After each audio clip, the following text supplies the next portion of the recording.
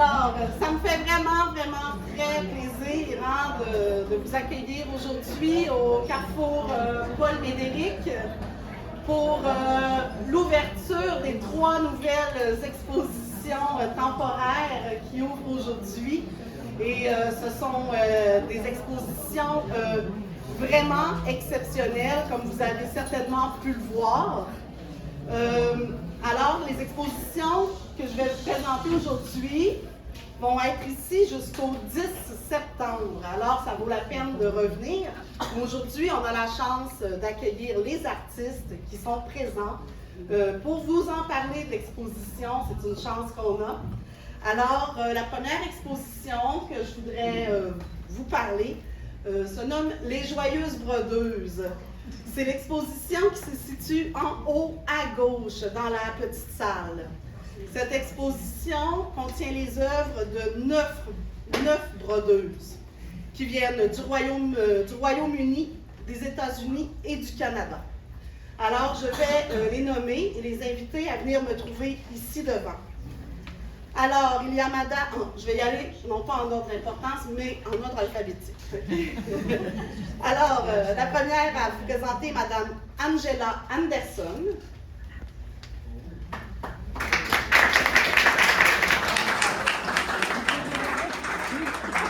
Ensuite, madame Katie Andrews. Madame Karen Bainbridge.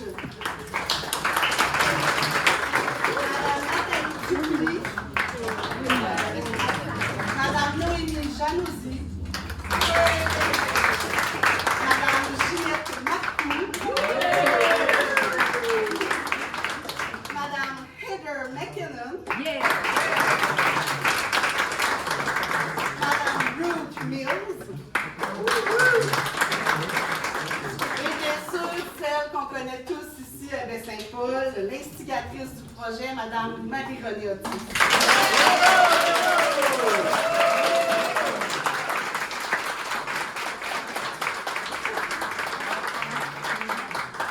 C'est formidable de vous voir ici dans mon nom, j'en suis très émue. Merci beaucoup.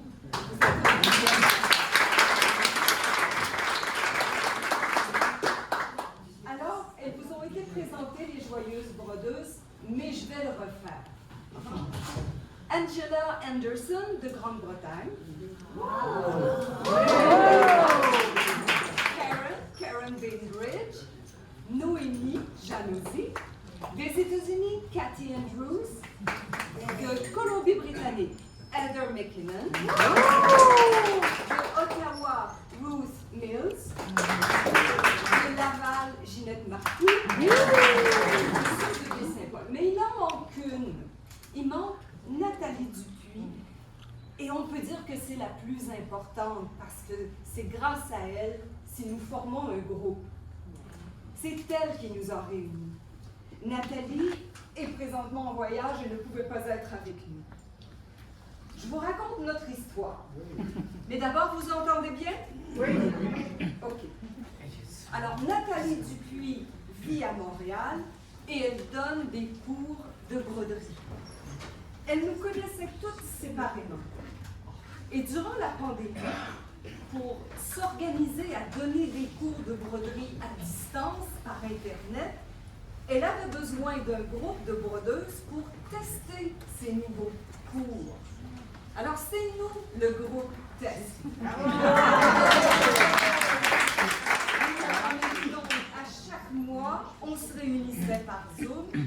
On discutait des exercices qu'elle proposait, des difficultés qu'on avait rencontrées, et on pouvait lui faire des suggestions.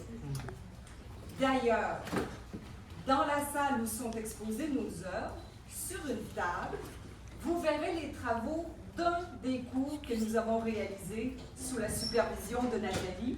C'est le cours Ode à la palette de couleurs.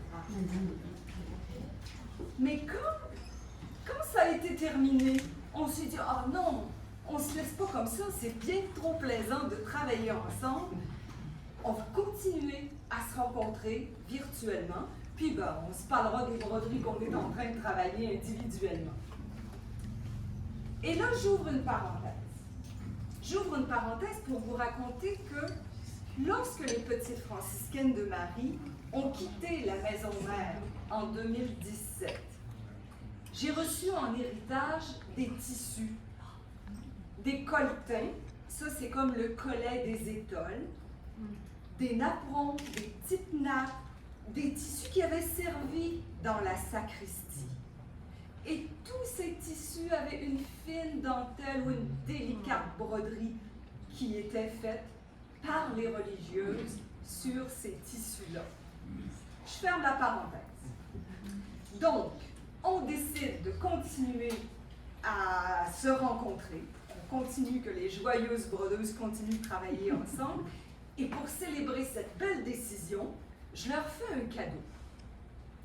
J'envoie par la poste à chacune d'entre elles 4 ou 5 de ces petits tissus-là en leur disant « Faites ce que vous voulez, aucune échéance, on s'en reparlera dans un an, c'est libre à vous. » Mais je vous avoue que ça n'a pas pris un an, puis on s'en est reparlé beaucoup plus vite, parce que peu de temps après, le Carrefour culturel lançait une invitation aux artistes, ils voulaient renouveler leur programmation, et on s'est dit, « Hey, les filles, on va profiter de cette occasion-là pour proposer une exposition internationale de broderies faites à la main sur des tissus qui ont appartenu aux petites franciscaines de Marie. »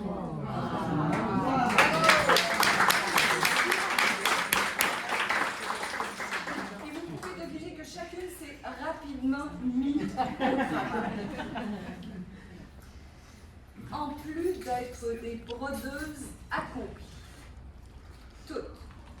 Ce qui est fort intéressant, c'est de voir comment chacune a abordé ce défi. Certaines ont été inspirées par l'architecture de la maison mère.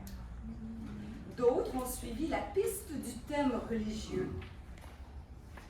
Plusieurs ont illustré le sens de la communauté, incluant notre petite communauté de 9 brodeuses.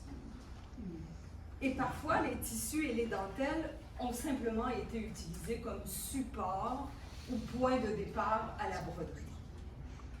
Ce qui est amusant aussi, c'est de voir les liens qui existent entre les œuvres, sans qu'on se soit concerté. Les thèmes qui reviennent. Ce qui est intéressant aussi, c'est de voir que des fois, des petits napperons très semblables, mais comment chacune l'a utilisé et interprété.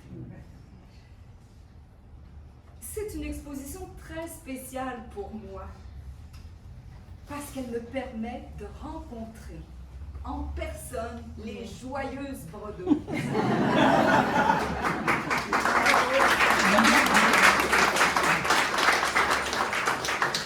Et dites-vous que celles qui viennent le plus loin sont arrivées hier après-midi.